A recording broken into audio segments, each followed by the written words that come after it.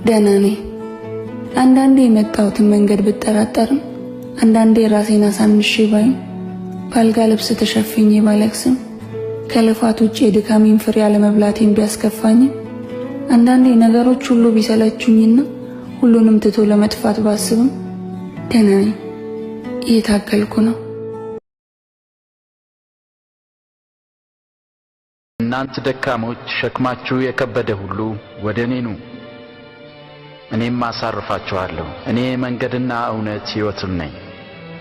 በእኔ በቀር ወደ አብ የሚመጣ የለም። መጽሐፍ ቅዱስ እንዲህ ብሏል፣ ሁሉ ኃጢአትን ሰርተዋልና የእግዚአብሔርም ክብር ጎድሏቸዋል።